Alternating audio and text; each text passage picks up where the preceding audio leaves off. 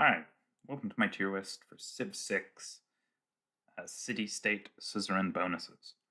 I want to make it clear that I'm going to be ranking these city-states on their suzerain bonuses alone and not really paying much attention to what kind of city-state there are.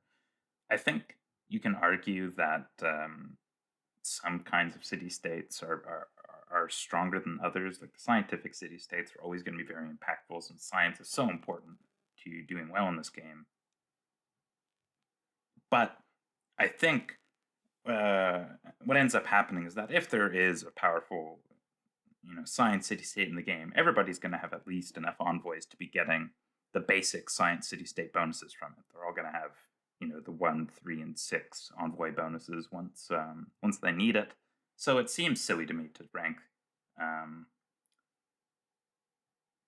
the city-states based on their type. I'm just going to be looking at the power of the suzerain bonus.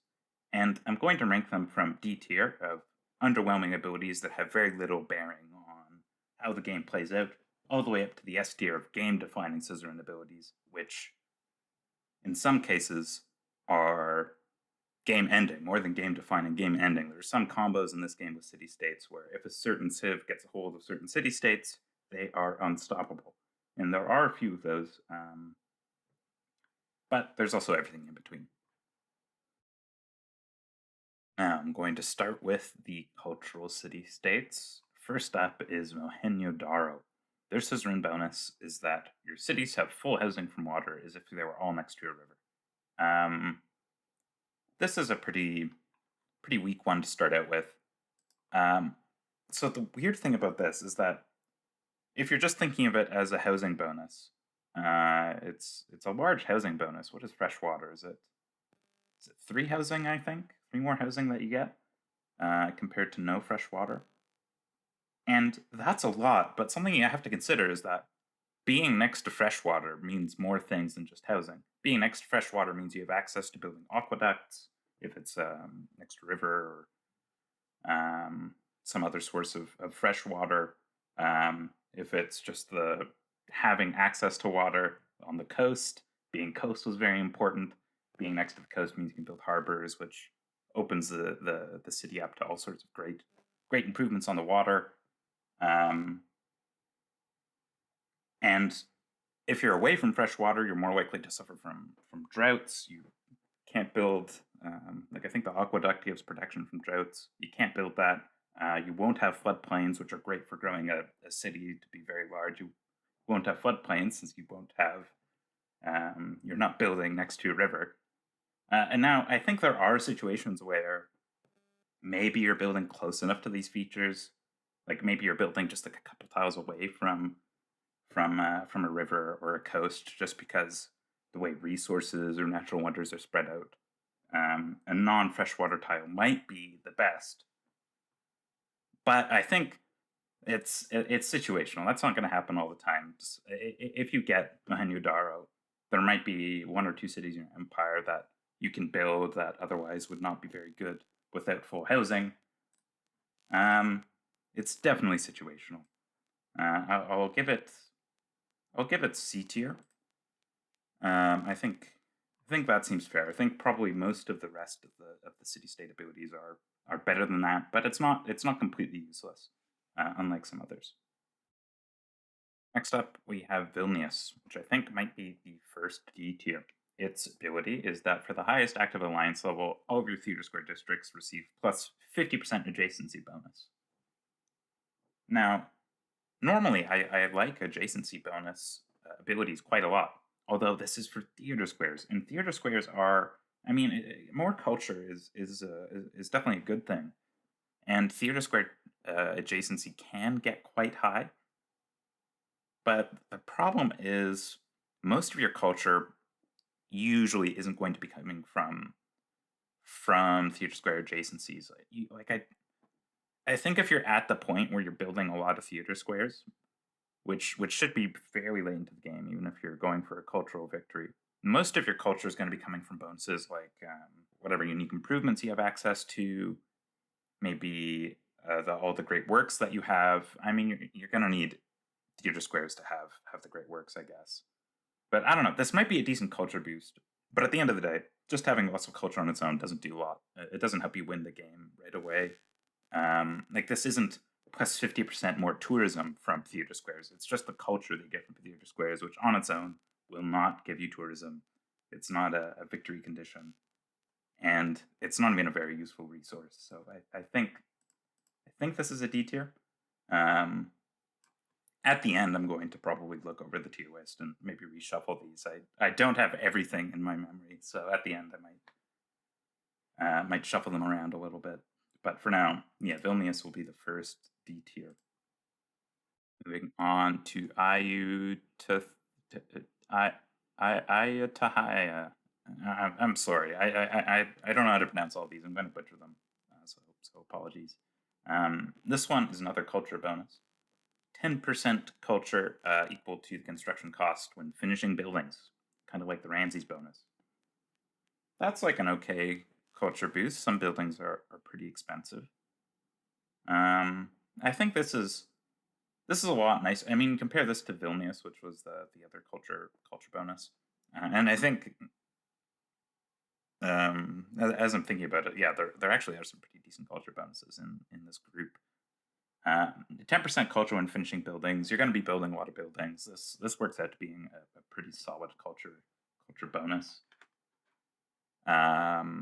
Oops, lost my place for a second there. Yeah, it's pretty good. It's like a decent boost. You can get it early for like when you're building monuments and granaries, and get a nice culture boost.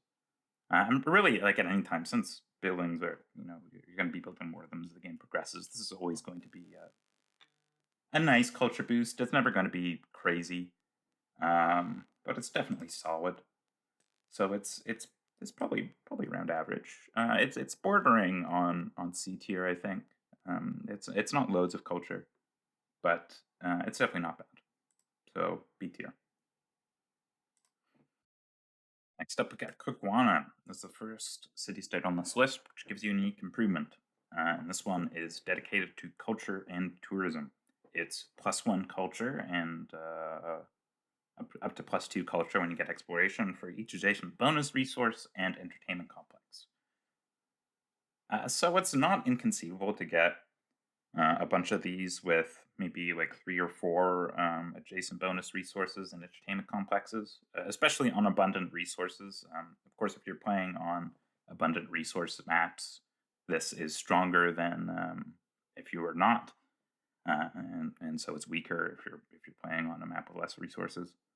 Now, improvements that only give culture, I have to put like a giant asterisk next to, because early on, this is going to be useless. You're going to want just more mines or lumber mills or farms or whatever, so you can build your cities. But later on, that ends up being a pretty respectable amount of tourism for an improvement.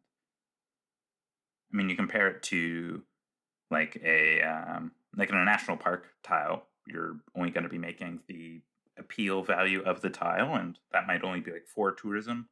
And this one, you might get a few of these which are giving 6 tourism, maybe even more if you get really lucky.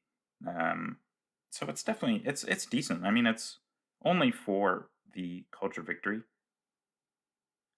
but it's definitely solid. I don't know if it's amazing. If it's A tier, it's low A tier, maybe high B tier. I'm not ranking them within like where I put it in the list here. Isn't going to show like how powerful they are.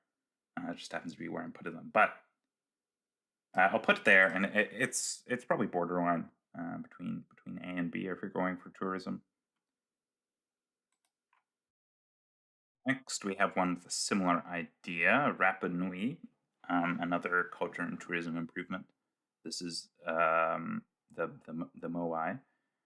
It's a little more complicated. 1 culture naturally, which I think I forgot to mention for Caguana. I think it's +1 culture naturally. So add 1 to the calculations that I was saying earlier.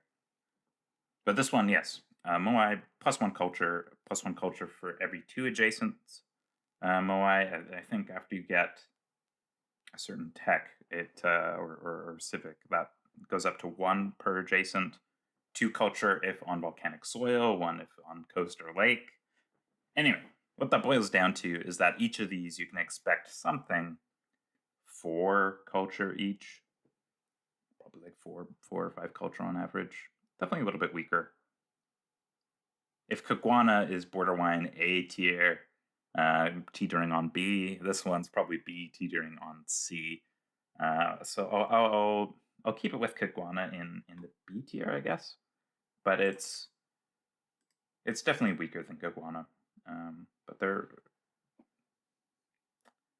probably about the same tier. I guess average these two together to make them both B. That seems kind of all right.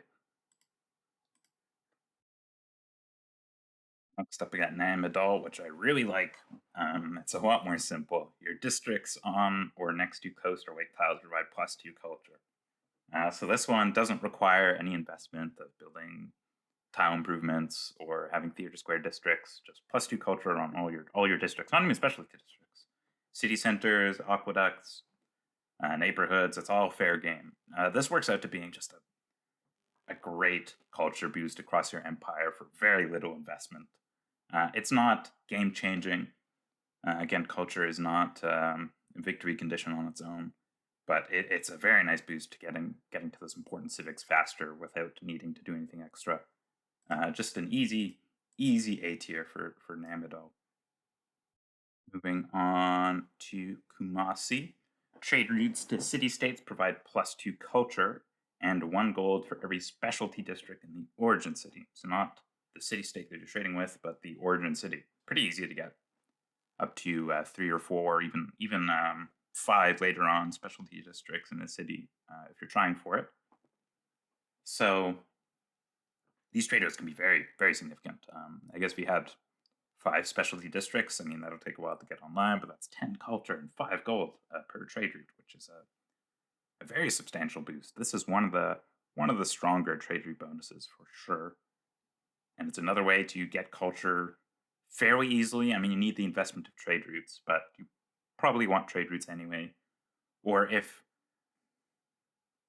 you're a trade route civ, this is just a nice bonus for sure. I think it's another A tier one, a little more specialized in that not every civ is going to be able to leverage this.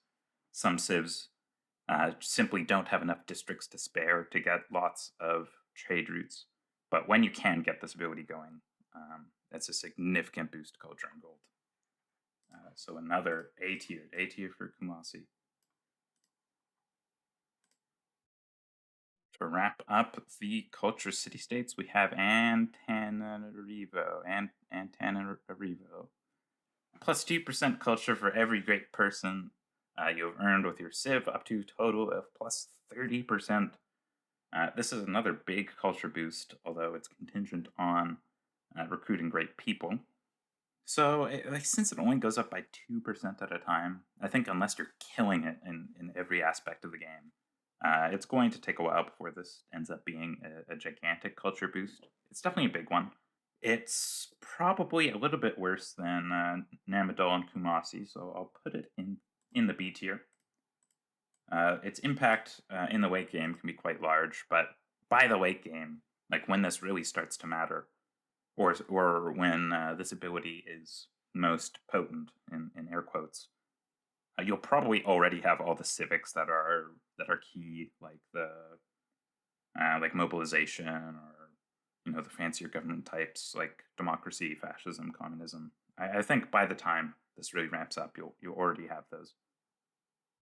Anyway, with that in the B tier, we can move on to the industrial-based city-states, starting with Cardiff. Cities receive +2 power for every harbor building. This is really bad. I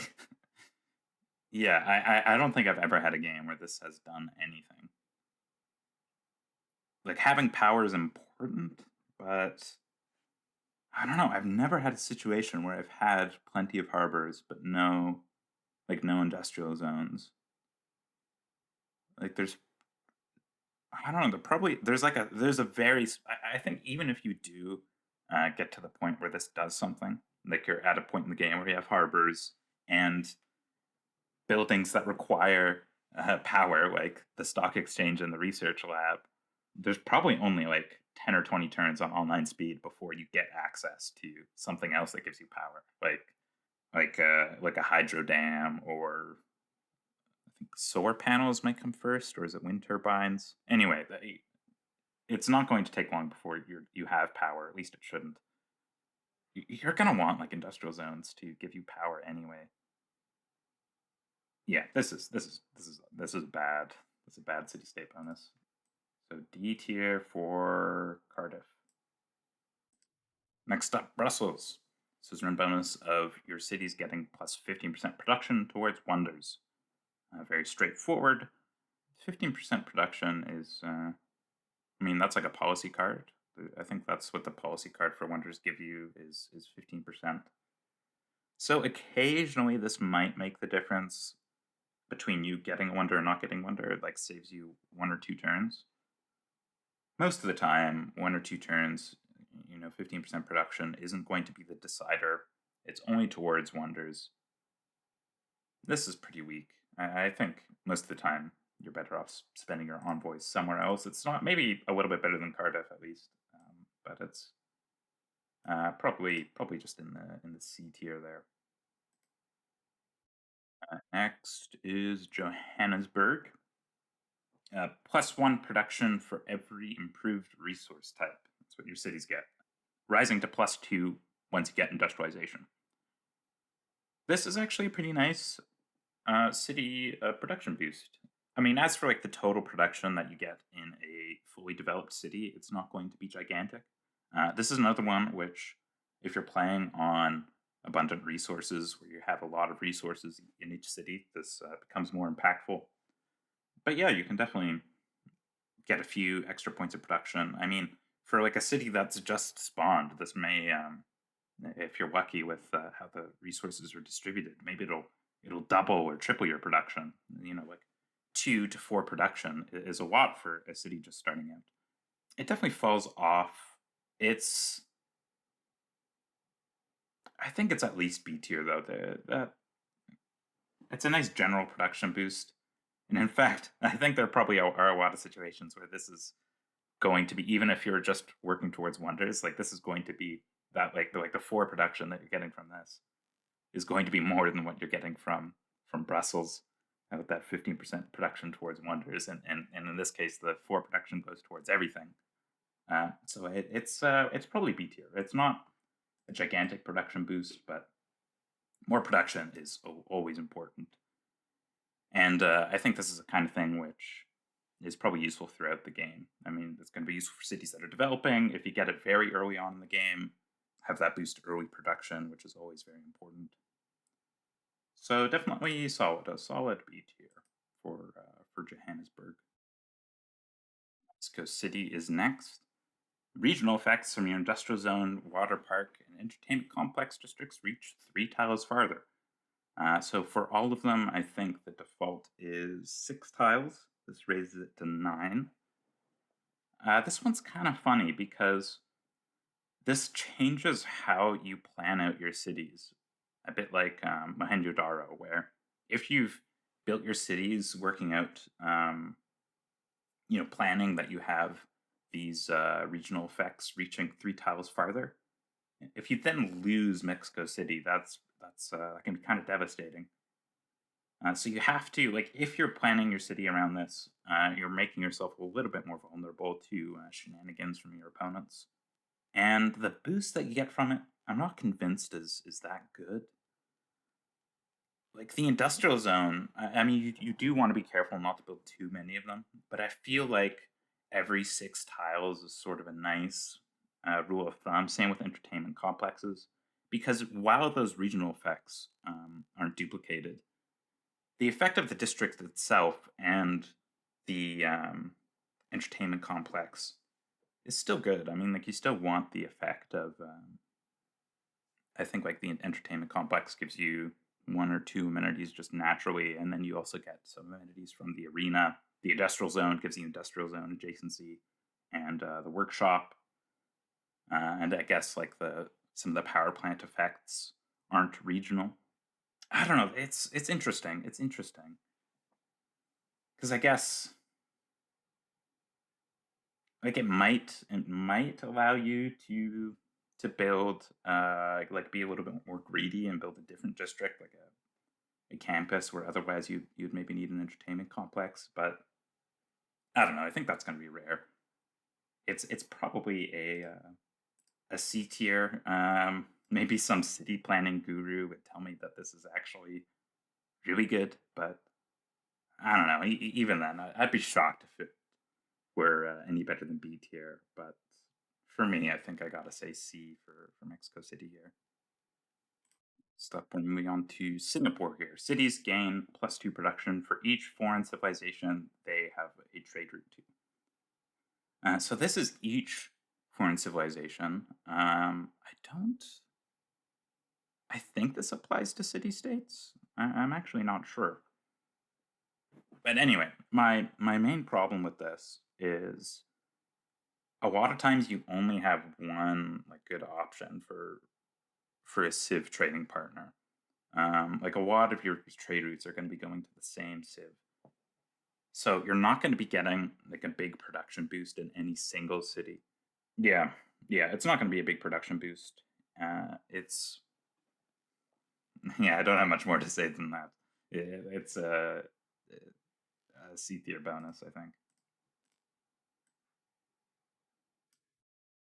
Now, Auckland, on the other hand, which gives you 1 production to shallow water tiles and another +1 you get to the industrial era, is actually a pretty good production boost. It applies to all the cities in your empire.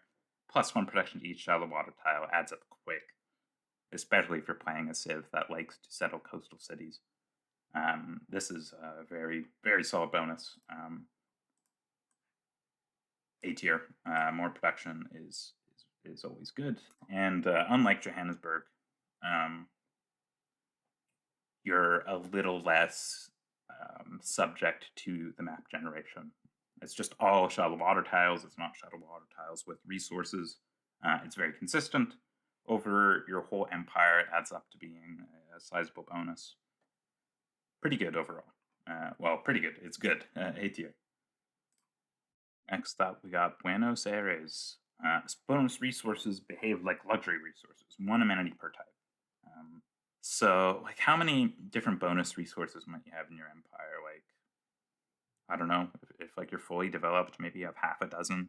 That's 6 amenities. Uh, eh,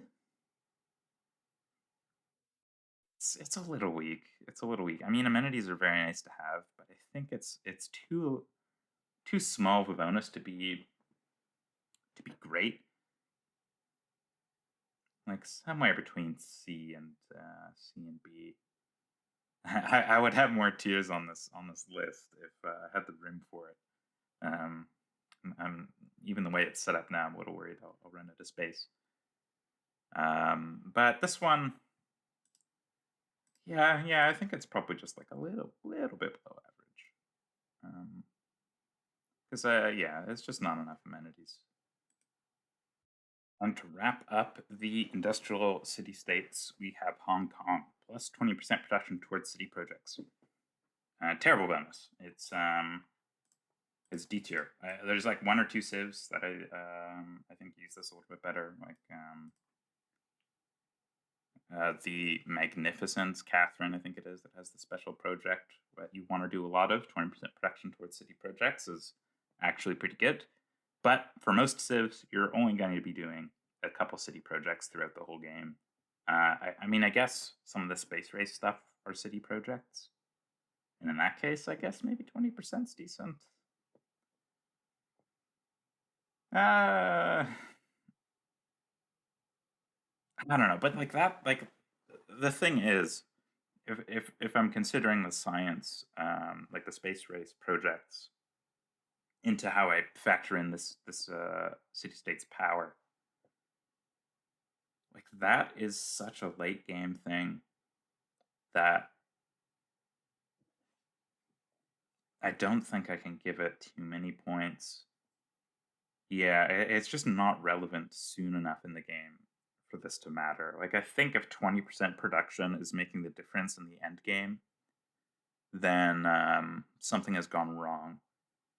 So I'll put this in the D tier. Situationally, this could be good. Like, you might have a super close game, and that 20% towards the space race might be key. But usually, I think this doesn't make a difference. This Hong Kong bonus here, which is why I'll keep it in the D tier. So now we get to move on to the military city-states. I think maybe they're called militaristic. I mean, the red ones, starting with Kabul. So your units receive double experience from battles they initiate. So experience is definitely valuable. It makes so your units will heal a little bit more often. They'll get a little bit more powerful. This is definitely an all right bonus. Whenever this is in the game, I think there's usually other more. I find it hard to justify this bonus over a lot of the other bonuses available. Like, I think the way I see it, and maybe this is wrong, with civilization abilities, I put a lot of weight into boosts towards military, but most of the city-states that I like have potent economic abilities. I think I do generally weigh these military abilities for the city-states a little bit lower. Maybe because you can't. It's a little bit harder to plan a conquest around these. Like, if someone is worried about you using a military city-state, they put a little bit more effort into stopping you from having them. Anyway, that's a massive tangent. All that to say, I think this, even among combat bonuses, is kind of poor. It helps you conquering just a tiny bit, I think. It's probably in the C tier. Like, I think if a Civ had this ability built in, I would still probably think it were kind of weak. With some of that preamble out of the way for how I look at the military bonuses, we move on to one which I actually do think is really good. Ngazargamu. I don't know exactly if that's. I have no idea if that's how you say it, but its ability is land combat or support units are 20% cheaper to purchase per encampment district building. So if you have all three, that's a 60% discount to buying units. It's a massive discount, and I think that's an additive discount with things like Mansa Musa's bonus and the democracy bonus. That's right. That's the other one.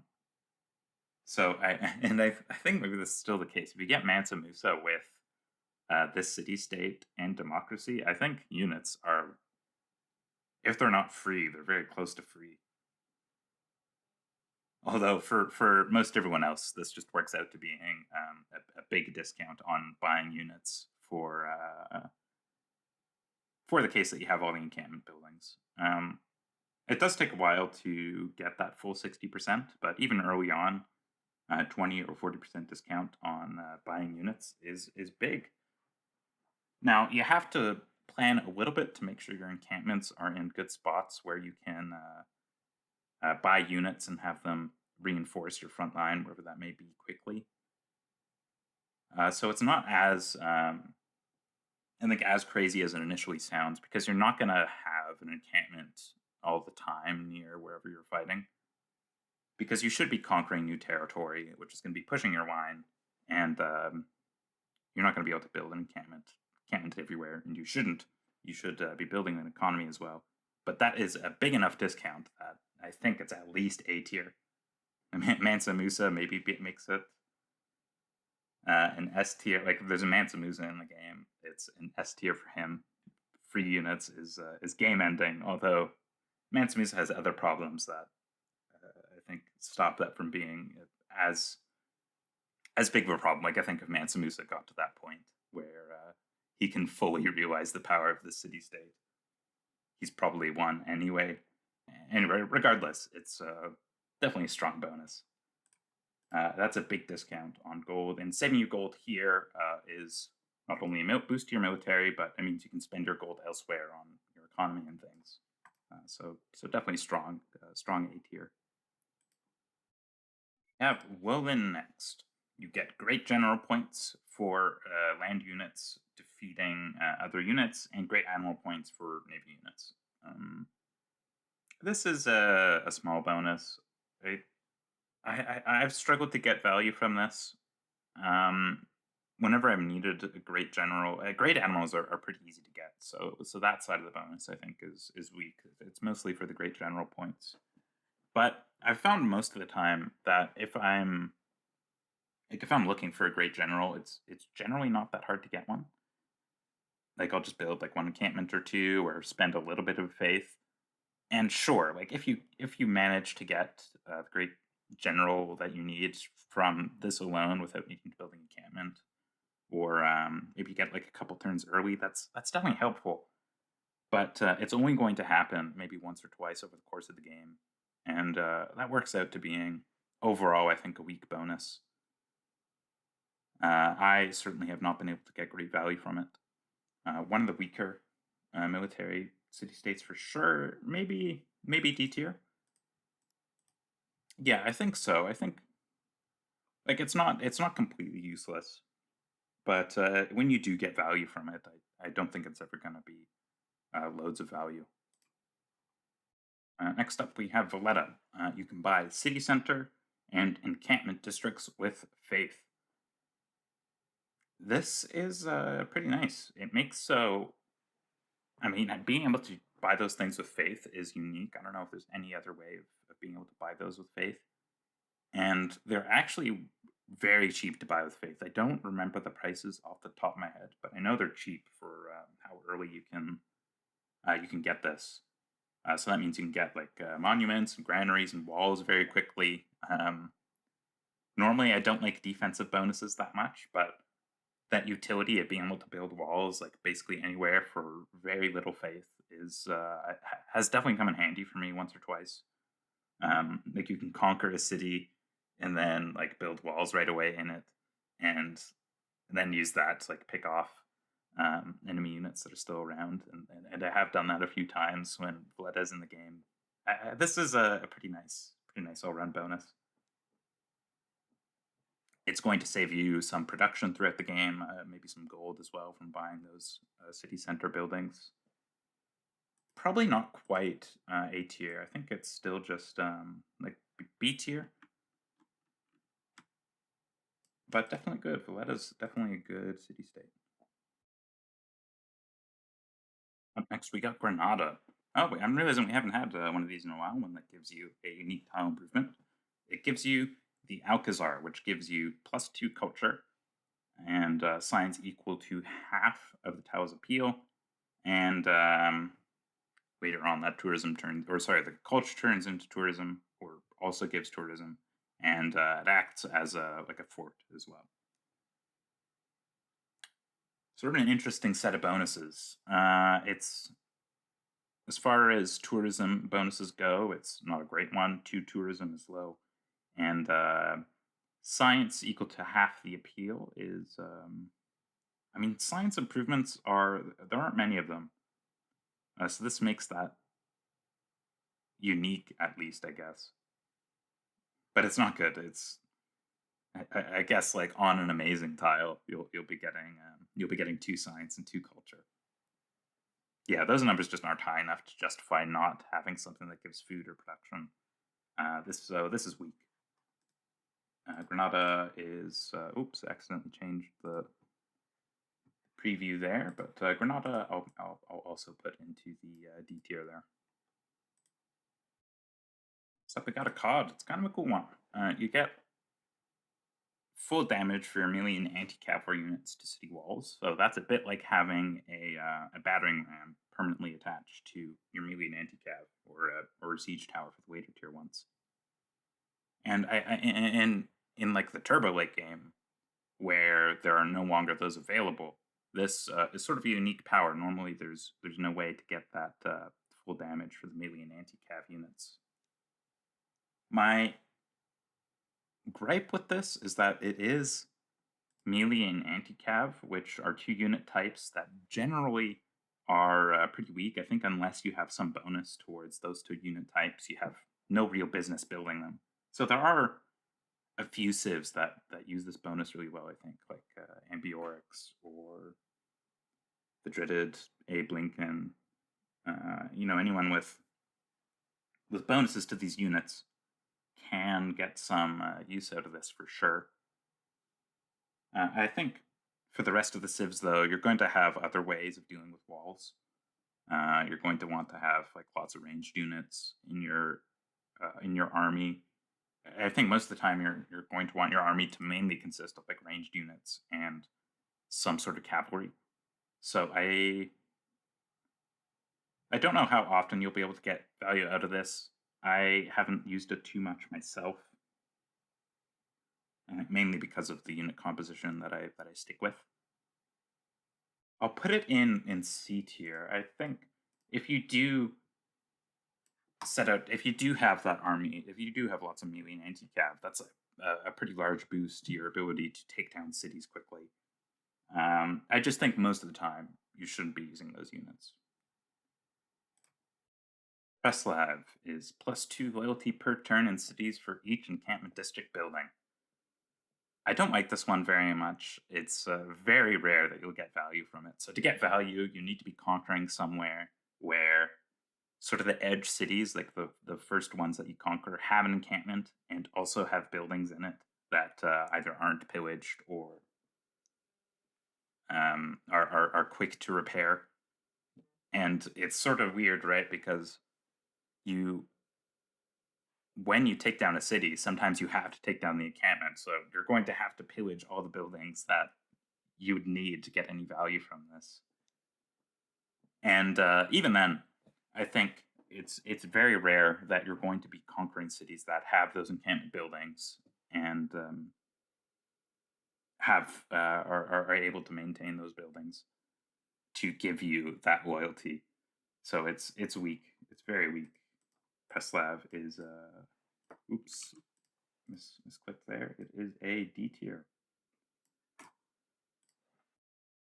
To wrap up the military city-states, we have Lahore. It gives you the ability to train these Nihang units for faith, I think from anywhere, but they get extra combat strength so long as somewhere in your empire you have built a barracks, armory, and military academy. And this one's kind of cool. From memory, they are reasonably cheap. I think if you compare to buying units with the government plaza building that lets you buy units with faith, these units are fairly cheap, and they do have a timing where they are pretty strong as well. I think they have when at each of those points when you build the armory, barracks, and military academy, there are a few turns, I think, where they can have more combat strength than almost any other unit at that point in the game, although it's fleeting. It's a good unit. It's a good unit for sure. It's interesting. It's good. The combat strength's high. I think they can get extra mobility as well. Now, it's not like a crazy good combat bonus. I think like you might want to be spending your faith on, like you may already have other units that you're planning to build an army around. It's, I don't know, maybe it's B tier. I think that might be mostly because of how interesting I think it is that there's this unit you can get, this unique unit, and have it actually be decent from a city state. Yeah, I'll put it in B tier. It's a very unique bonus. Starting off the religious city states is Yerevan. Their bonus is that your apostle units can choose from any promotion instead of a random promotion, or I guess a random 3 promotion when you build them. So this I among religious bonuses, this is not too bad. It makes you a little more threatening in religious combat since you can get the debater promotion reliably, or I guess the other big one that you have access to is you can pick Martyr and get relics more easily, which I think is really only relevant if you're playing as the Congo. It's, I mean, when you're doing a religious victory, you're not going to be needing this extra religious combat power all the time, I think. So it's probably just a C tier. It's situational. It's good when you need to have a little bit of extra power in fighting other religious units in religious combat.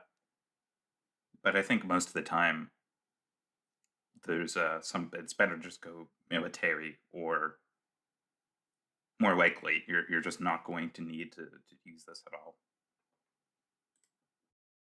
Next, Vatican City. When you activate a great person, they spread 400 religious pressure of your founded or majority religion to cities within 10 tiles.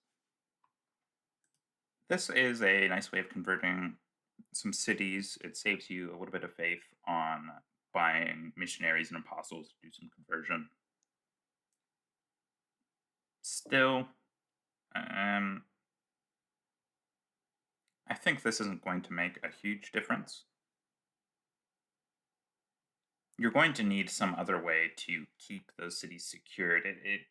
It may get you a couple extra cities converted early, but you're not going to be recruiting loads of great people in any given game.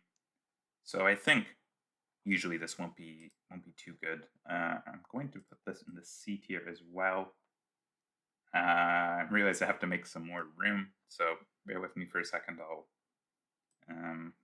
I'll cut here and then just reorganize this list so it's a little more compact. All right, I got a feeling that I might have to reorganize this list a little bit more later for more room, but this should serve for now. Anyway, moving on to Nazca. They give you the Nazca line improvement, which you can build on desert. It gives +1 faith to adjacent tiles, another +1 to tiles with a resource, +1 food once you have civil service, +1 production to adjacent flat tiles after researching mass production. And no, it's flat desert that you need. This is kind of a neat improvement. I haven't built it too much, but just from reading the stats here, it sounds like you can get some pretty decent tiles on desert if you build a lot of these. So this might be okay. It's definitely situational. You're not always going to have the desert available to you to make this work. But I think once you build them, these are definitely, I think that's definitely a solid improvement, especially considering there's not many things that you can build in desert. It's bordering on B tier, although I think it really is most likely only going to be 1 or 2 cities in your empire that gets this. Maybe it's also C tier. Yeah, I'll say C tier. There we go. Armagh gives you another tile improvement, this time the monastery.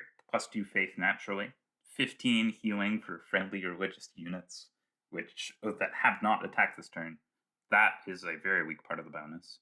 +1 faith for every 2 adjacent districts, and 1 housing. It's a very weak improvement. It's not a lot of faith. That 15 health healing on friendly religious units is a joke. If you're going for, if you're speccing into religious combat, you really should not be fighting religious battles on your own turf. That's an indication, I think, that you're not doing so good. And even then, 15 healing when not in combat is a very weak effect. Doesn't give production or food to make up for, or to make it better than like a mine or a farm. This is definitely weak. So D tier for Armagh here. Next is Kandy. Receive a relic every time you discover a new natural wonder and 50% extra faith from all relics. If you get this early on, this can secure you a few early relics. You do need space to store these relics, so you do need temples. I think the timing on this is actually really weird, because I think by the time you have enough temples to make use of the relics, or to even be able to get the relics, you'll already have explored quite a lot of the map. I guess, like on a continent map, you'll probably have a bunch of temples before you go see the natural wonders on another continent. But by that point in the game, the faith and tourism from relics won't be high enough for this to be any good. So I think Kandy has to be a D tier. Moving on to Venta, they give you the Colossal Head. It's 2 faith, +1 for every 2 adjacent rainforest or forest, rising to +1 for every adjacent rainforest or forest after you get humanism. And it gives you tourism from the faith. So you could have, I guess, up to 8 faith per Colossal Head if you have the right conditions, and those conditions aren't that hard to meet. Rainforest and woods are both fairly common. That's a nice amount of tourism. It's a little weird that this like the faith and tourism combination is well, I don't know. I guess it makes sense. You do want faith for things like rock bands or buying great people or naturalists. So I guess there is some sense there. Maybe even more so than culture in some ways, since you can't spend your culture to get more tourism or to get more tourism. Maybe this is all right. Yeah, I think it's probably B tier. That's a decent amount of tourism. Like with what was the other city-state that I was saying was good for tourism? I guess Ayutthaya, I think was the other one, or maybe it was Caguana. I get them mixed up. Anyway, this is a probably B tier for the amount of tourism you can get from it, and that's a respectable amount of faith for an improvement. If it didn't have the tourism half of it, it would be a lot weaker. Like, I don't think this is worth it just for. If you're just going for faith, this probably isn't that good unless you're, I don't know, maybe Ethiopia. But for the tourism component, that's definitely decent. Moving on to Chinguetti, they give you 1 faith to your international and domestic trade routes for every follower in the city, or every follower of your religion. This can be a very sizable faith bonus, and since it doesn't require a tile improvement to be used, that's a very nice amount of faith. Making loads of faith on its own is not always amazing. I mean, it's a very flexible resource, but not as flexible as gold. I think there are certain setups with religion where faith becomes more important.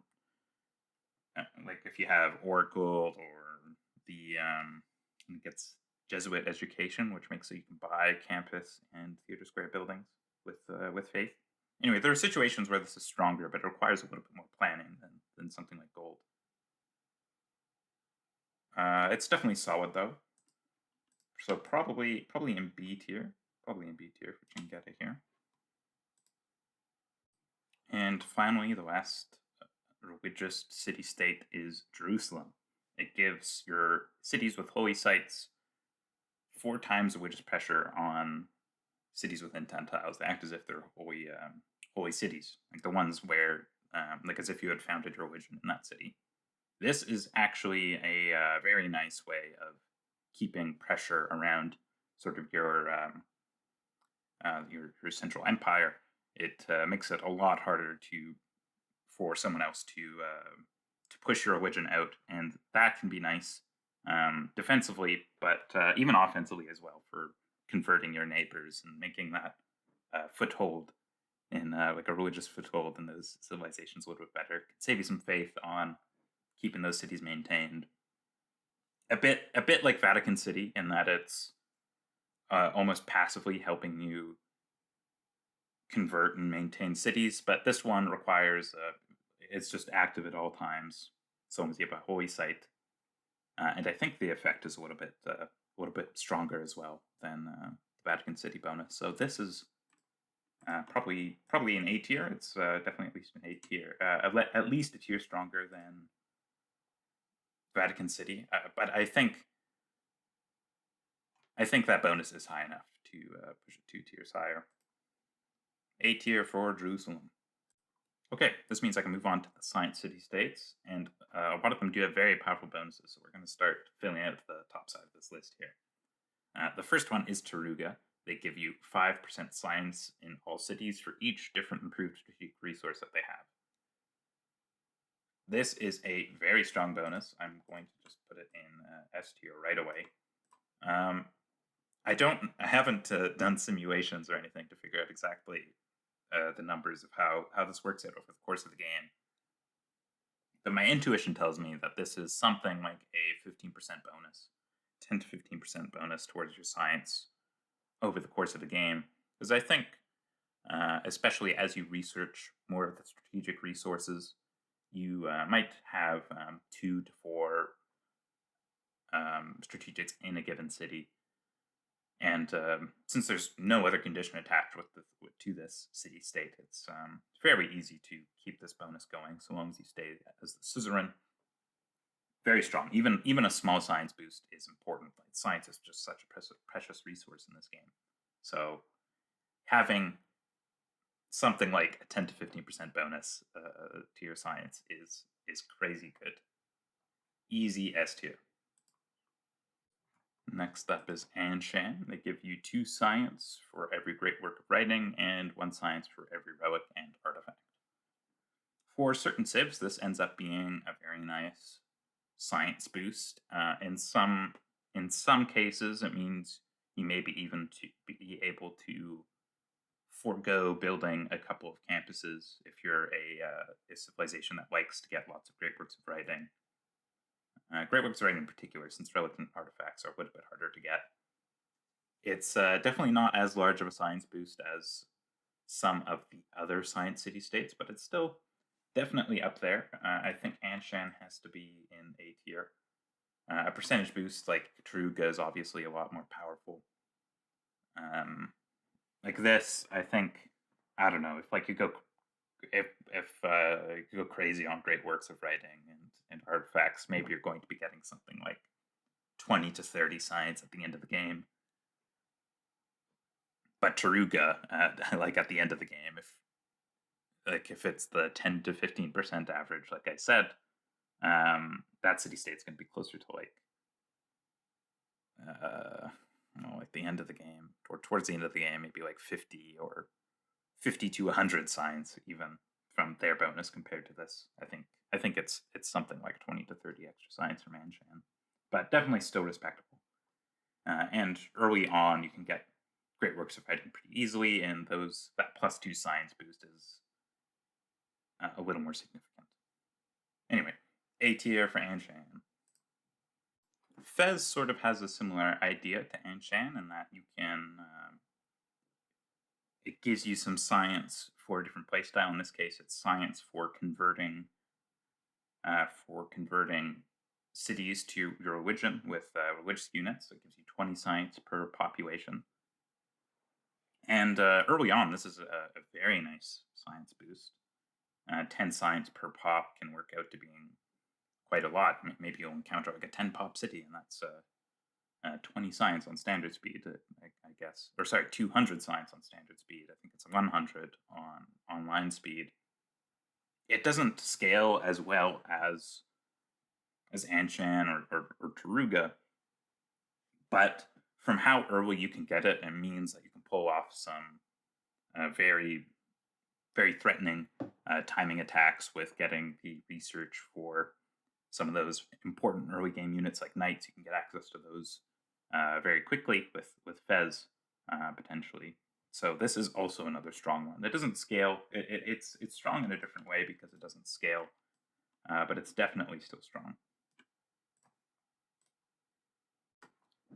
Next we got Bologna. Their suzerain bonus is your buildings that give great people points give 1 extra great person point of their type, or districts with a building. This is overall a pretty decent bonus. I mean, it's 1 if you have a building, not per building. So it's not crazy. It's a little bit like a divine spark for all your districts. Great people points are definitely important.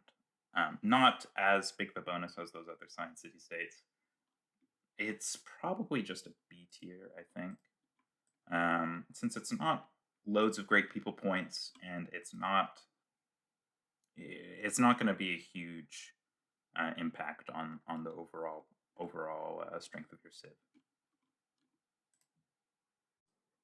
Next up is Geneva, another easy S tier. It's another one that gives a % science boost, a little bit like Taruga. This time it's 15% science boost whenever you're at peace with all civs. You're not at war with any civ. So there are going to be a lot of times over the course of the game where you want to be at war for a few turns to claim some more territory or you get declared war on. But still, for most of the game, if you're Suzerain of Geneva, you're going to be getting that 15% science boost, and 15% is huge. Science is a very important resource for everything in the game. If you can't secure the city-state and it's in the game, you need to do your best to make sure that nobody else can get it, or nobody else with a science lead can get it. So you have to make sure that you're at war with its suzerain, or that you destroy the city-state, or use spies to get rid of their envoys. This is a very impactful civ. Or sorry, Geneva's very impactful city-state in the game. You have to be very mindful when it's in the mix. 15% science, like Taruga, is too much to ignore, and too much to be anything lower than S tier on this list. Moving on to Mitla. City growth rate is 15% higher in cities with a campus district.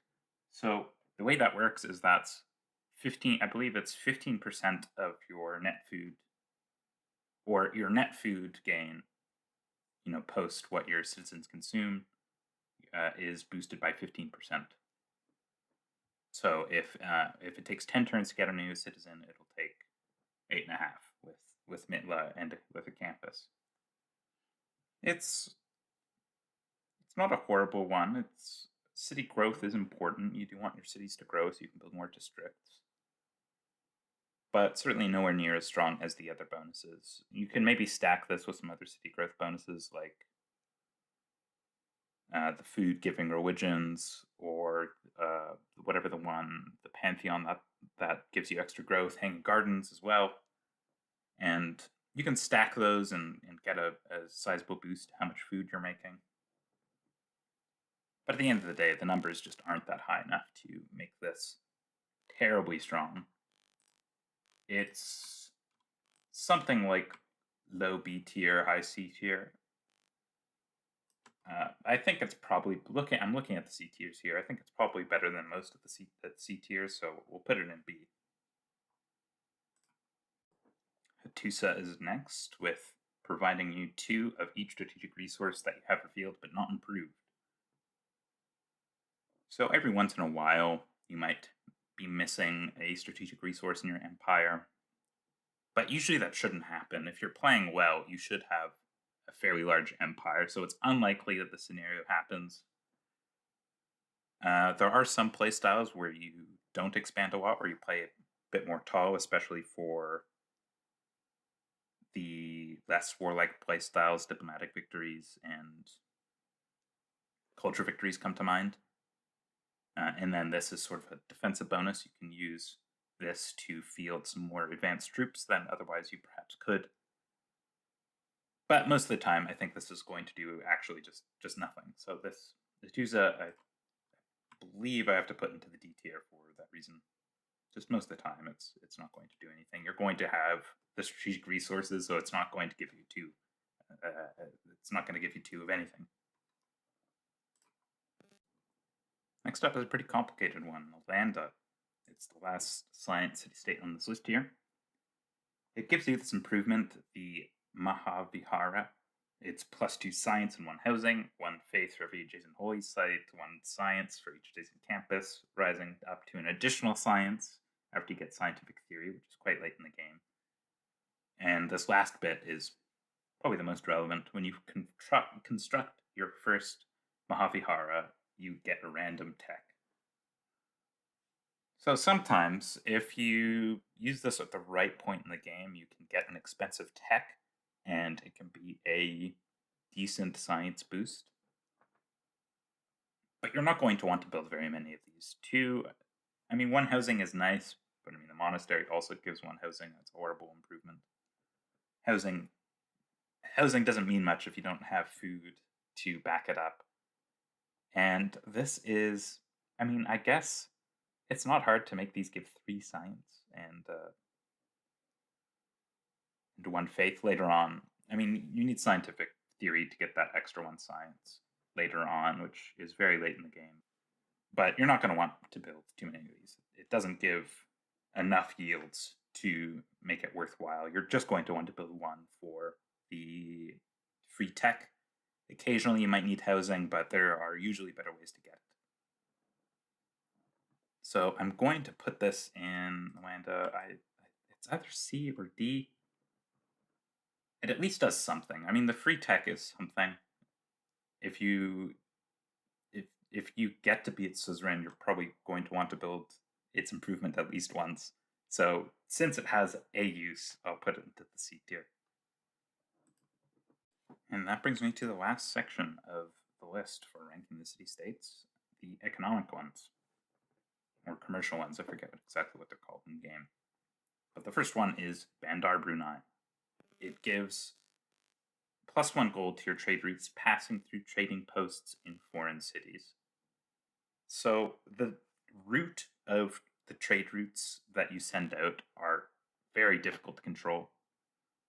So it's going to be hard to really leverage this bonus since it depends on being able to snake trade routes through lots of cities with lots of trading posts. Or lots of cities with trading posts, I should say. You can only have 1 in each city. There's some potential here for this to make a lot of gold, but since trade routes are so difficult to control, this usually won't do very much in making your trade routes more lucrative. So I think I have to give Bandar Brunei probably in the C tier. Yeah, it stays out of the D tier since it's possible that you do get some good value from it. It's just very difficult to guarantee. Now, Venice, on the other hand, has some nice requirements. Does something similar, but the requirements are nicer. Your trade routes to foreign cities earn +1 gold for each luxury at the destination. So that gives a similar amount of gold to Bandar Brunei. You will likely get 2 to 3 more gold on your trade route from being suzerain of Venice. But it's very easy for cities to have a number of luxuries in them. It's very consistent, not a gigantic amount of gold. And not every city you trade with will have luxury resources. Sometimes there won't be any. But most of the time, this is a decent gold bonus. So Venice, probably into the B tier. Gold is very versatile, good resource to have extra of. B tier for Venice. Moving on to Mogadishu, it makes so your trade units are immune to being plundered just on water tiles. I strongly dislike this bonus. I don't think I've had any games where having my trades plundered has been especially annoying. Although, well, big disclaimer on that.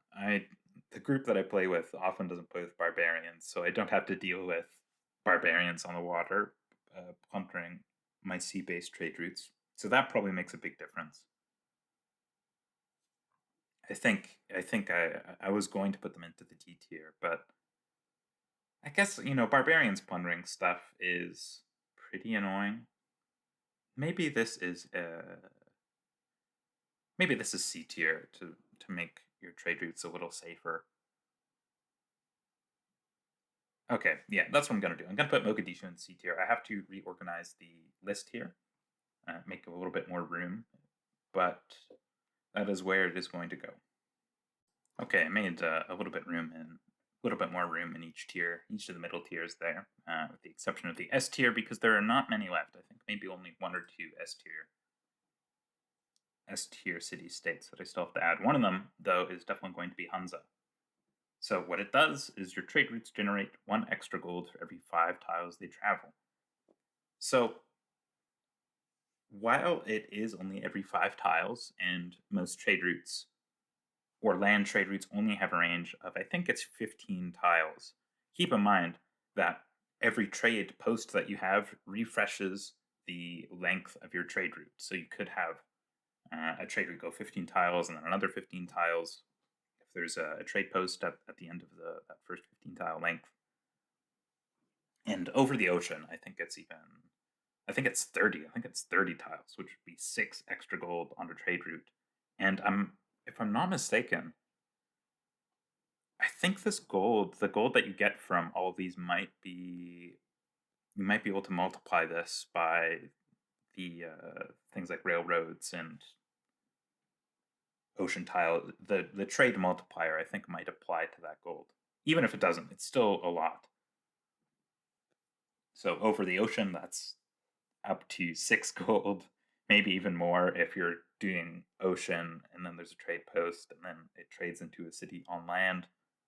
And what's really nice about Hunza is that it applies to all trade routes. It doesn't have to be international or city-states, like in the case of Kumasi. It's just all your trade routes. And there are a lot of civs, or a bunch of civs, that have a real easy time making great use of this. Civs like Portugal, which gets extra range on its sea trade routes and extra yields, makes this incredible. If there's Portugal in the game and they get Hunza, the game's basically over. The amount of gold you can generate is ridiculous. And there's a few others as well that like to build trade routes anyway that make Hunza very strong, like Mansa Musa or Philip like to build lots of trade routes that go everywhere, and that makes Hunza very strong again. And yeah, because it applies to everything, it's very strong. Hunza has to be one of the S tiers. It's a ton of gold. And then next is Samarkand, which has a sort of a similar potential for adding lots of gold tier trade routes. It gives you this trading dome improvement, which adds 1 gold per trading dome at the origin city to your international trade routes. Not all the trade routes, just the international ones. And the improvement itself gives a few gold as well. It's not great. The yields on this tile are subpar. But I guess if you take into account the amount of gold that it might be generating from your trade routes, I guess it could end up being a decent amount of gold. But I've had a hard time making a city which has a lot of space for building lots of these trading domes. I think there is a very high potential for making your outgoing international trade routes strong with this city state. It's just a little bit harder to pull it off. You need to have the right city, and you need to have good international trading partners. So it's a little bit weaker than Hunza, despite having a similar potential for the amount of gold that it makes. But it's definitely still good. I'll give Samarkand an A rank. And then Zanzibar, it gives you the cinnamon and cloves luxury resource, which each give you 6 amenities, so 12 amenities from the city-state. I think the other amenity-based city-states that I've gone over so far give closer to something like 6 amenities, and this gives 12. 12 amenities is nothing to sneeze at. This is probably B or A tier, since amenities sort of boost all of your cities' output and growth. I'm going to say probably A tier. This is, let me think here for a second. Yeah, A tier seems fair for Zanzibar. I think 12 amenities is very good. That's a bit like what a building the Colosseum does in terms of amount of amenities. You might get 6 cities, usually maybe even 1 or 2 less than that, the Colosseum. And it's just a city-state effect. Definitely very respectable. And next we have Cahokia. It's a improvement granting city-state. Gives you the Cahokia Mound, which gives 3 gold, 1 amenity for your first Cahokia Mound, and rising up to a 2nd amenity for your 2nd improvement once you get natural history. Gives you a little bit of food, a little bit of housing. It's not bad. It's a decent amount of amenities, but since it takes tile improvement, it's quite a bit weaker than Zanzibar. I think maybe eventually you can have it give a similar amount of amenities to Zanzibar, but you have to devote tile improvements to this. Otherwise quite weak tile improvement. It doesn't give very many yields outside just a tiny bit of gold, and the food that it gives is kind of negligible as well. I am tempted to put this into the C tier. Yeah, I think I will. I think it's hard to justify building enough of these to get great value from the amenity bonus. So C tier seems fair to me. And to wrap it up, we have Muscat. It gives one amenity in cities with a commercial hub district. This is probably a little bit better. If you're going for commercial hubs, like if you're trade-based civilization, you're going to be building a lot of commercial hubs. So over your empire, this will give 12 or more amenities, like with Zanzibar, and you don't need to build an improvement. So it's B or A. I think I'm probably going to have to put it into the B tier since it's not as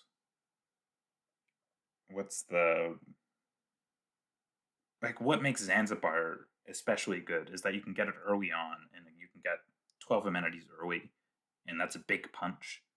This does eventually get to 12 amenities or more, but when you're still building your empire, you don't get that big boost to amenities like you do with Zanzibar. So it's still good.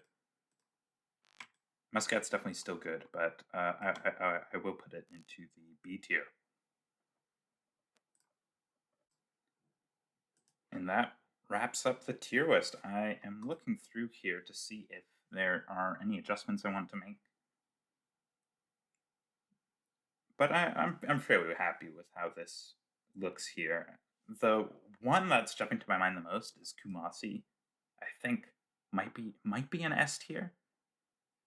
The only thing that's stopping me from making that move right away is that I think is it international with city states that you have to trade with? Yeah, you have to trade with city states. I think that requirement is what stops it.